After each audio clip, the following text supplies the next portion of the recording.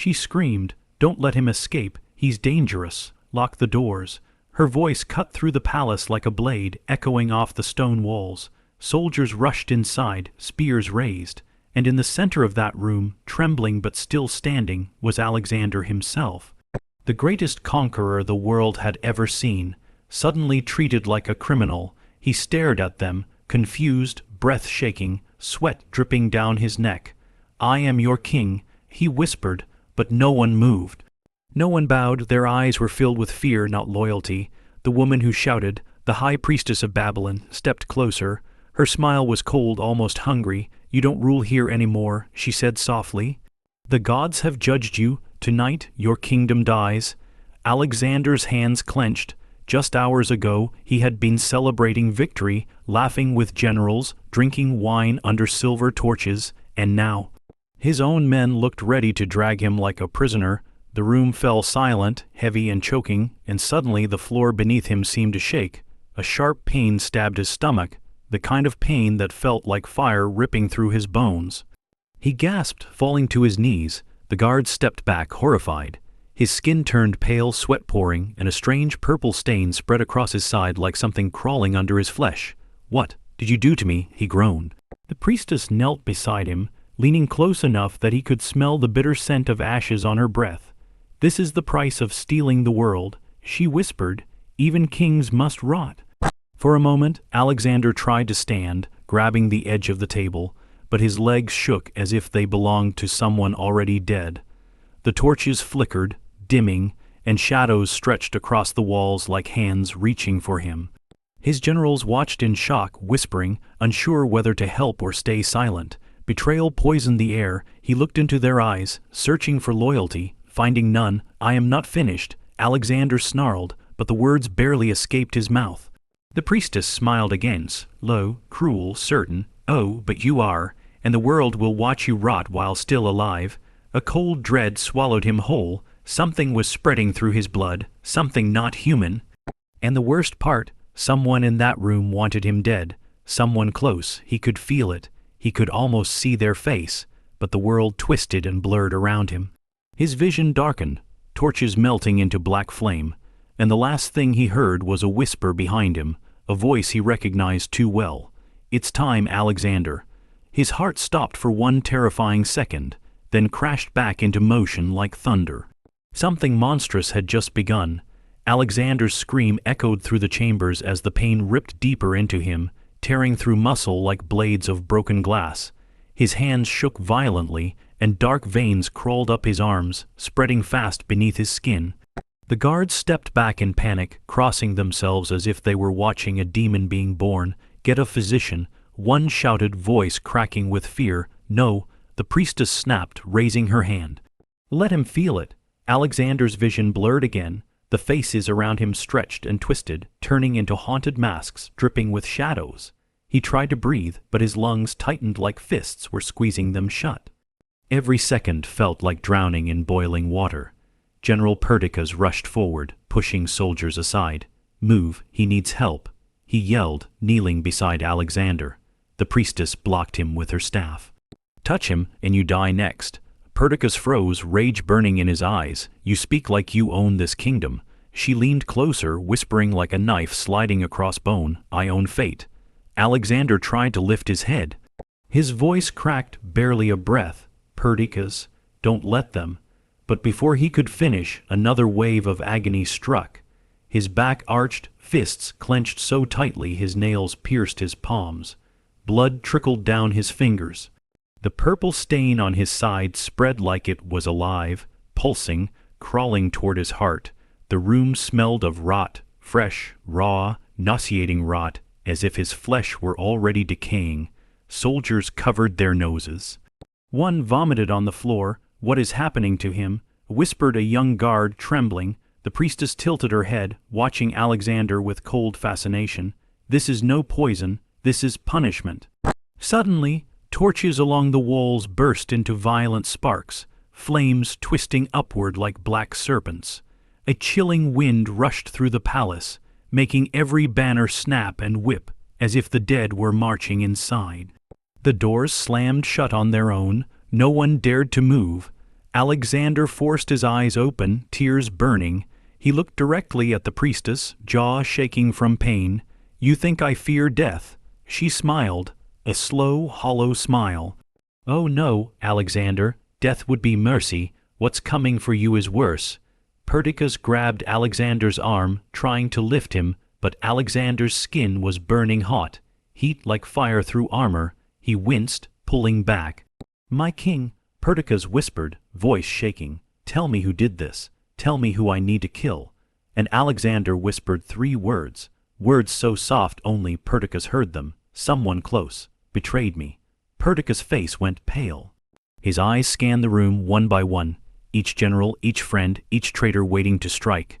Then from the far corner a dark laugh echoed, a voice cold and sharp enough to cut stone. "Let him rot, he deserves it." Everyone froze. Alexander's heart pounded. He knew that voice, but before he could speak, his body collapsed again, convulsing on the marble floor, veins crawling toward his throat like black serpents. Something unholy was swallowing him from the inside. And the real horror, the night had only just begun. Alexander lay on the cold marble, every breath a jagged knife slicing his lungs. The pain had become a living thing moving beneath his skin, spreading its poison like wildfire. His eyes darted around the room, searching for the one who had done this. Not the priestess, not the strangers, but someone he trusted, someone close. Perdiccas knelt beside him, his hands trembling as he tried to steady Alexander. Who did this?" he asked, voice barely above a whisper. Alexander's lips barely moved, but the words burned into Perdiccas' mind. "Ptolemy. He betrayed me." The room froze. Ptolemy, normally calm and calculating, was standing near the shadows, face unreadable. His hand rested casually on the hilt of his sword, but the slight twitch in his fingers betrayed something darker. The generals exchanged looks, confusion and fear crossing their faces. Ptolemy started, but his voice faltered under the weight of the accusation. I was following orders." The priestess stepped forward, her eyes gleaming. "Orders? From whom? From your own ambition." She laughed, low and hollow. "You thought you could play God." Alexander tried to speak again, every word dragging him deeper into agony. "He wanted the throne. He would see me dead." His hand weakly pointed toward Ptolemy. A sudden tremor ran through the floor, as though the palace itself shivered at the betrayal. Torches flickered violently, and the shadows on the walls seemed to twist and reach out for him. Alexander's generals instinctively drew their swords, but none moved toward Ptolemy. Fear held them in place. Then the first real twist came. Ptolemy's calm, icy mask fell. His eyes widened, and he fell to the floor, clutching his chest. His skin turned gray, and his veins bulged as if something unseen had wrapped itself around his heart. He gasped for air, his screams muffled by invisible hands. The room fell silent, except for Alexander's ragged breathing. The priestess smiled, stepping closer. "You see, Alexander, betrayal has consequences. The gods do not forgive the treacherous, nor the traitors who think they can hide." Alexander's vision blurred. The purple stain crawling across his body pulsed faster, almost alive. Every heartbeat felt like fire, but amidst the pain, a strange clarity returned. He realized he still had one weapon left, one hidden power no one had yet considered. He opened his mouth to speak, but only a faint whisper escaped. "I am not finished. Not yet." The shadows deepened, swallowing the corners of the room, and the priestess tilted her head, intrigued. "Ah, so the king still fights, even as he rots." A sudden crash from outside the chamber door made everyone jump. The sound of armor, of soldiers running, and then a low, unnatural growl that no human could make. Alexander felt it inside him too, a dark, pulsing energy feeding off his pain. He realized then that the true horror wasn't just betrayal, it was awakening. Something ancient, hungry, and unstoppable had been waiting for him, and it had just begun to move. The air in the chamber grew colder, so cold it burned Alexander's lungs with each shallow breath. The shadows along the walls writhed like living things, stretching toward him with fingers of darkness. He could hear them whisper, low, hissing voices that seemed to come from inside his own head. "Rot, "Rot, your time is over," one voice murmured, another hissed, "The king will fall, the world will burn." Alexander's body convulsed as the purple veins crawling across his skin pulsed with a rhythm that matched the whispers. Pain, fear, and rage blended into something almost alive. He realized that these shadows weren't just illusions. They were feeding off him, growing stronger with every heartbeat. Perdiccas tried to step forward, but the shadows lashed out, invisible yet tangible. He stumbled back, clutching his face as if invisible hands were clawing at him. The other generals froze in terror, watching their king suffer while the darkness seemed to dance around them. "You cannot save him," the priestess said calmly, her eyes reflecting the writhing black flames of the torches. "Not even your strength can touch this. The gods themselves have condemned him." Alexander's mind screamed in defiance. His hands shook, but a spark of something ancient stirred inside him. The same force that had driven him across continents, that had made him unstoppable on the battlefield. He focused, and for a brief moment the whispers faltered. "Who are you?" he gasped, his voice hoarse. A shadow detached itself from the wall and hovered before him, forming a twisted, skeletal face. Its hollow eyes bored into his soul. "We are the ones you left behind, the souls of the countless you conquered." It rasped. "And now the rot is yours." Alexander's vision blurred. He could see not just the shadows but the faces of every soldier, every enemy, every life he had claimed, reflected in the blackness that consumed the room. The weight of centuries of blood and betrayal pressed down on him, crushing him from all sides. Then, unexpectedly, the priestess laughed, a sound so human yet utterly terrifying. "Ah, but the king has one last card. He always had a card." Alexander's lips curled into a pained, almost imperceptible smile. Despite the purple rot spreading across his chest, despite the whispers clawing at his mind, he felt something stir, hidden power long buried under fame, empire, and ambition. The shadows recoiled slightly, sensing it. The chamber seemed to shiver in response, the torches flickering wildly. Alexander whispered to himself, voice barely audible over the growling of the dark, "Not done yet." The walls groaned, the floor trembled, and from somewhere deep beneath the palace, a low, hungry rumble echoed, as if something monstrous was awakening to answer the call of its king. And Alexander knew. The rot was only the beginning. Alexander's body trembled violently on the marble floor. The purple veins had spread to his throat now, pulsing like living snakes, but somehow his heart still beat. Strong, relentless, each thump echoed through the chamber, a defiance that even the shadows seemed to hesitate before. Perdiccas knelt beside him, panic etched on his face. He's still alive," he gasped. "How is this possible?" The priestess crouched nearby, her cold smile unmoving. "Because he is more than a man, the gods themselves cannot claim him." Yet, Alexander tried to push himself up. Pain tore through him, sharp and white, hot, but a strange strength surged from deep inside. His lips cracked into a grin as he whispered, barely audible, "I told you, death would not be enough." The shadows recoiled, hissing as if they had not expected resistance. The air trembled, thick with the scent of rot and ancient power. Alexander's body, though weak, began to glow faintly, a sickly, purple light radiating from the veins crawling across his skin. It made the torches flicker and cast grotesque reflections across the walls. "King," Perdiccas stammered, "You're alive, but what is happening to you?" Alexander's eyes burned like embers. "They wanted me broken, poisoned, betrayed, buried, but I am still here, and I can see them now, all of them." The priestess froze for a split second. Her eyes darted toward the doorway, where a group of generals had been whispering, unsure whether to intervene. One of them, Holme, still pale and trembling, looked at Alexander and stammered, I didn't think you'd survive."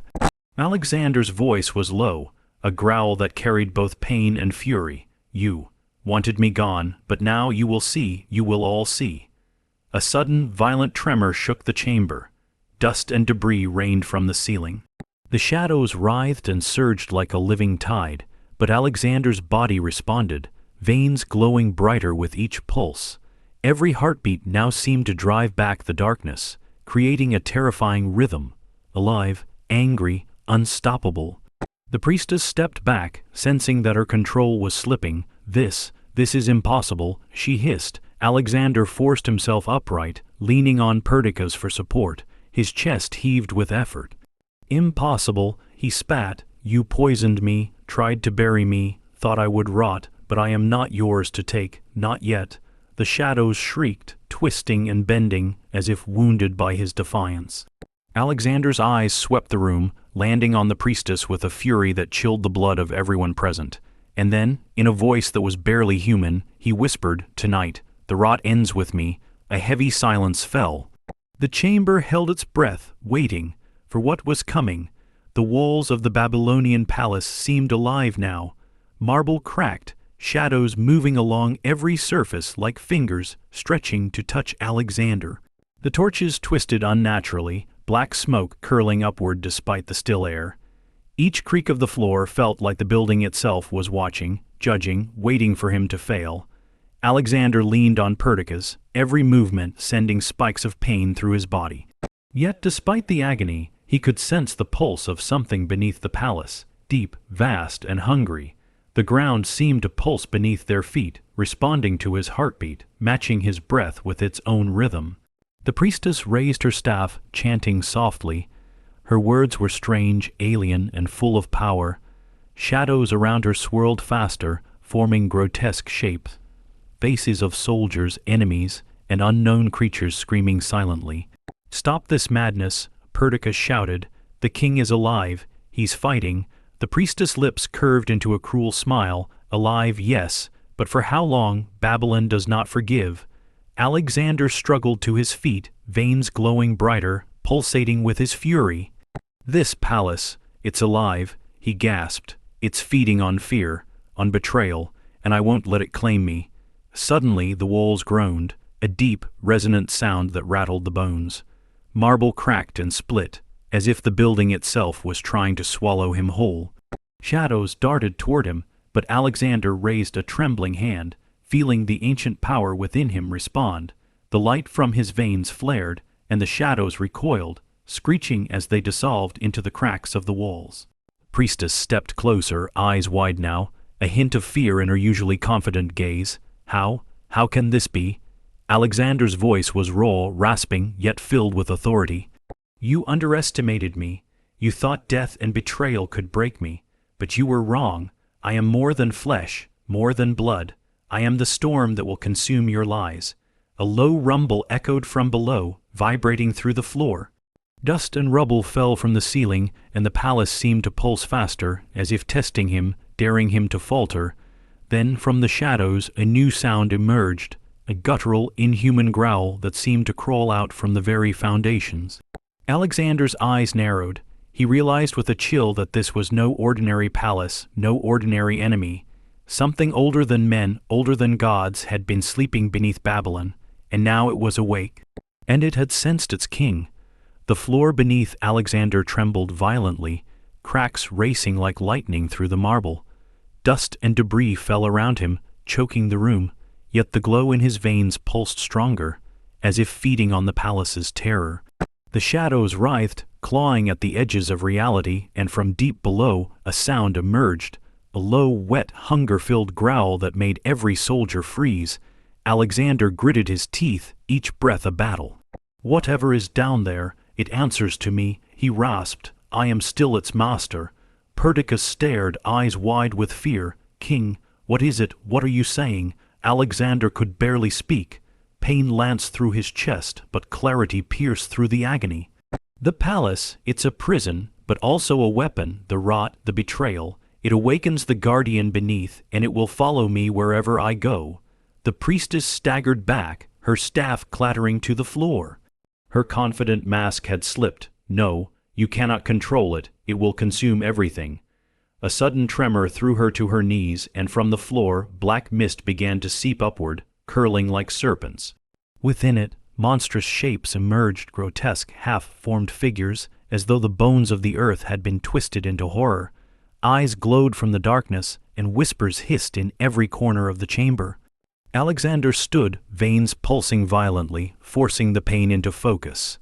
His voice rang out, hoarse but commanding, "I am the king, you serve me." The shadows and creatures recoiled, momentarily faltering. The purple rot under his skin flared brighter, glowing like molten fire. He could feel the ancient energy of Babylon flowing into him, intertwining with the curse that had been placed on him, twisting it into power. Then Ptolemy, pale and trembling, stepped forward, trying to flee the chamber. Alexander's gaze snapped to him. "You betrayed me. Now you will see the cost." Before anyone could react, the floor beneath Ptolemy cracked, a black, clawed hand bursting from the marble, wrapping around his ankle. He screamed as the shadows pulled him into the depths, dragging him down into the unseen darkness below. The priestess shrieked, realizing the palace's power was no longer under her control. "Stop him! Stop him! He's not human!" Alexander took a step forward, trembling but resolute. The whispers from the shadows now spoke clearly, in unison. "King, the rot is chosen, and it serves you." His chest heaved as the darkness around him bowed in a strange, terrifying harmony. For the first time since the poison, since the betrayal, Alexander felt something he hadn't in days: control. But the shadows were not done. The palace itself seemed to sigh, a living, breathing being preparing to strike back at its master. Alexander's eyes narrowed, then let it strike. He whispered, his voice carrying a new, monstrous authority, "I am ready." The shadows in the chamber thickened, solidifying into forms that made even the bravest soldiers step back. Shapes of soldiers Alexander had killed, enemies he had defeated, and men he had trusted, twisted into grotesque parodies of themselves, circled him, their hollow eyes burning with silent accusation. Alexander felt the rot crawling under his skin pulse violently, feeding the forms around him, but he refused to collapse. Every breath was agony, yet every heartbeat strengthened the unnatural bond between him and the dark force. He could feel it twisting through the veins in his body, merging with his life force. The priestess raised her hands, her voice trembling. "You cannot contain it, the curse. It will devour you, your empire will burn with you." Alexander's teeth clenched. "I don't need to contain it. I control it."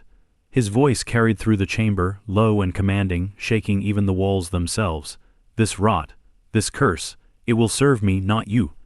From the shadows, a figure stepped forward, a twisted, skeletal version of himself, wearing his crown, holding a sword dripping with black ichor. It mirrored his every move, every twitch, every heartbeat. Alexander staggered back, horror washing over him. "I am you," it whispered in a rasp that echoed in his mind, "and I have waited for you to join me." Alexander felt a wave of panic, his vision blurring.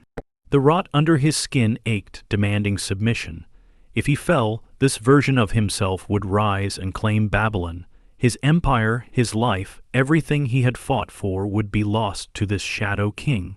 But then a spark of defiance ignited. He gritted his teeth and forced the darkness to focus through him, shaping the curse instead of being consumed by it. The Shadow King recoiled, hissing as Alexander's glow flared brighter, veins shining like molten lightning beneath his skin. "You are not me," Alexander growled, pain and rage twisting together. "You are what I leave behind. I am alive, I am king, and I will not rot." The chamber shook violently, pieces of ceiling fell, and the torches flickered into black flames. The skeletal shadow shrieked, slashing at him with its ethereal sword, but Alexander raised a trembling hand, channeling the cursed energy in a surge of defiance. The shadow recoiled, dissolving into writhing smoke, leaving Alexander gasping, bleeding, but alive. His eyes glowed with a sickly purple light, and the chamber was silent, except for the priestess, whose confident facade had completely shattered. She whispered, almost to herself, "Impossible. How can a mortal control the rot?" Alexander's chest heaved, every vein throbbing, every nerve screaming. Yet in that pain he smiled faintly, a terrifying, determined grin. "Because," he said quietly, but with deadly certainty, "I am no mere mortal, and I am far from finished." The chamber was a battlefield of shadows and dust. Alexander's veins glowed fiercely, the purple light pulsing like the heartbeat of the palace itself. The generals, shaken and pale, clutched their swords, unsure whether to fight or flee. Fear had rooted them to the floor, but betrayal had its own rhythm, and some could not resist. Perdiccas stepped forward, voice trembling. "King, We can stop this together, let me help you. Alexander's gaze softened briefly at the loyal general, but only for a second. Perdiccas, trust no one here, he rasped. Not even your own heart. From the shadows Ptolemy, or what remained of him, emerged. His body was twisted, veins blackened and burned, a grotesque mockery of life. Yet his eyes were alive, full of rage. You think you control this, he hissed, voice gurgling as though he was choking on his own poison. The rot, it chooses me, and I will end you. Alexander groaned, the pain surging through him, but he forced himself to stand taller. You chose treachery, now you will see the cost. Ptolemy lunged, but the floor beneath him cracked open, black tendrils erupting from the marble. They wrapped around his legs, yanking him downward with a scream that tore through the chamber. Soldiers screamed and scattered. The priestess screamed as well, her staff shattering in her hands. Stop him, stop the king, he is not human. Alexander's voice carried over the chaos, low and commanding. I am Alexander. I survived the poison, I survived betrayal, and I survived the rot. Whatever you are, whatever you think can destroy me, you are mine now. The shadows writhed violently, forming a massive serpent-like shape that lunged at him. Pain seared through his chest as the rot pulsed like wildfire, but instead of fear, a new power surged. With a roar, he thrust his hands forward, and the serpent of shadows recoiled, hissing as Alexander's energy consumed it, twisting the darkness into a weapon. The chamber shook, debris fell, the floor groaned, and the remaining generals stumbled back, some falling to their knees.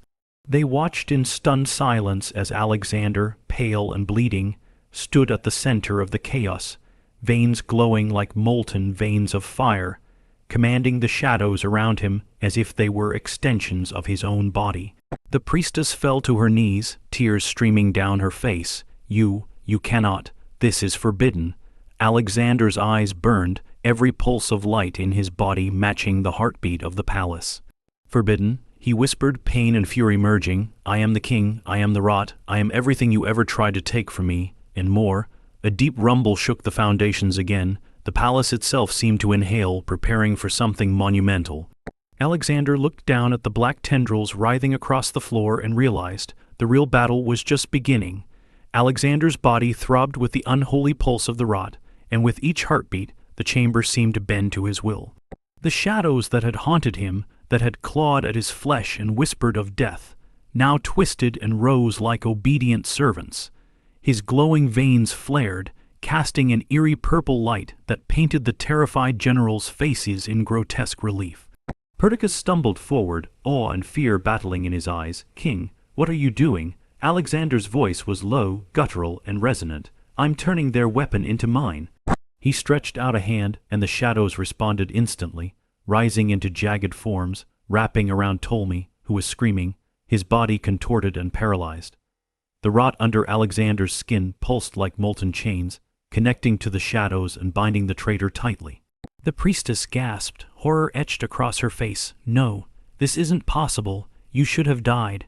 Alexander's grin was twisted but resolute. You thought betrayal and poison could end me. You forgot that rot, when controlled, becomes unstoppable. He stepped forward, letting the shadows sweep the floor like a tide of darkness, reshaping themselves into monstrous shapes that mirrored his enemy's deepest fears. Soldiers screamed, falling to their knees, some vomiting, unable to comprehend what they were witnessing. A faint whisper carried through the chamber, almost human but edged with something darker. King, take us fully, embrace it. Alexander's chest heaved, and with a guttural roar, he let the rot flood through him, not as a curse, but as a weapon. The shadows surged, engulfing Ptolemy entirely. Screams echoed from below, and then silence. The traitor was gone, swallowed by the palace's darkness. His life consumed by the very rot he had tried to use against his king. The priestess trembled, backing toward the shattered doorway. You are no mortal. You are. Alexander's eyes glowed brighter, the veins across his body pulsing like fire. I am Alexander. I survived death, betrayal, and poison, and now the rot serves me, all of it. A low, almost reverent silence fell over the chamber. The generals stared, some in horror, some in awe. Even the palace seemed to pause, waiting for what their king would do next. Alexander looked toward the priestess, his grin widening despite the pain. "And now, it's time to finish what you started." The priestess backed against the shattered marble doorway, eyes wide with terror. Her staff lay broken at her feet, useless against the living rot Alexander now commanded. The shadows, once her weapons, now obeyed only him, writhing and pulsing with a life of their own. You cannot," she stammered, but the words died in her throat as Alexander stepped forward, each movement slow but powerful, veins glowing like molten light beneath his skin. The rot pulsed, a dark, living tide wrapping around the floor and walls, cutting off any escape. Alexander's voice was low, filled with both pain and command. "You thought you could control me, control my life, my empire, my very blood, but you were wrong. You underestimated the king." The shadows surged, wrapping around the priestess like black serpents. She screamed, struggling, but the power that had once obeyed her now strangled her with its unnatural strength. The chamber trembled, the torches flickering violently as if the building itself recognized her downfall. Wait, she cried, her voice cracking. Alexander's glare cut her off. "You only tried to destroy me, now you face the consequences." With a final surge, the shadows pulled her into the darkness, twisting her form until it was unrecognizable, her screams swallowed by the very palace she had commanded. Dust and ash filled the chamber as silence followed, heavy and suffocating. The generals, frozen in fear, finally dared to look at Alexander. Perdiccas stepped forward cautiously, voice shaking. "King, it's over. She's gone." Alexander's chest heaved with pain and exhaustion, but his eyes burned with unyielding fire. "Over," he whispered almost to himself. "No, this is just the beginning. The rot has chosen me, and through it I will reclaim everything they tried to take." A low rumble shook the chamber again, as if the palace itself acknowledged its new master. Alexander felt the rot crawling beneath his skin, not as a curse, but as a weapon, pulsing in harmony with his heart. And in that moment he realized the full truth. He was no longer just a man, and Babylon itself was his army. Alexander stood in the center of the chamber, chest heaving, veins glowing like molten rivers beneath his pale, scarred skin. The palace around him was alive, breathing, quivering in obedience. The shadows had become extensions of his will, writhing like loyal serpents, crawling over walls and floors, ready to strike at his command. Perdiccas approached cautiously. "King, you've survived everything, betrayed, poisoned, cursed. Even the palace itself tried to destroy you. What now?" Alexander's eyes, blazing with purple fire, swept over the generals. "Now, we finish what must be finished." His voice was low, powerful, commanding fear and awe alike. "This empire, this kingdom, belongs to no priestess, no traitor, no coward. It belongs to me." The generals exchanged uneasy glances. Some bowed, trembling, while others stared in horror at the king's unnatural glow. Alexander didn't flinch. Every step he took made the floor pulse, as if the palace itself recognized him as its master. A low, guttural rumble rose from beneath, the rot crawling through the palace veins like living lightning. From the shadows the whispers returned, but now they obeyed him. "King, we serve," they hissed. He extended his hand, and the shadows surged forward, rooting out anyone who had plotted against him. Ptolemy, the traitor, was gone, consumed by the darkness. The priestess had fallen. The rot now bowed to Alexander, a weapon and shield fused with his very being. Alexander's chest heaved, pain still radiating from his body, but a grin twisted across his face, a mixture of triumph, horror, and unstoppable power. "I have walked through death, betrayal, and the rot itself. Nothing can stop me now." The palace groaned, ancient stones shifting as if acknowledging a new king, one who wielded both life and decay, conquest and curse. Alexander lifted his head, eyes burning with unearthly light, and whispered to the empty chamber, "Babylon, you serve your king, and the world will remember this night." The shadows writhed behind him like a dark crown, the rot pulsing in harmony with his heartbeat. The man who had once been mortal was no more. Alexander had become something far darker, something unstoppable. The rot had chosen its master, and the king had chosen the world.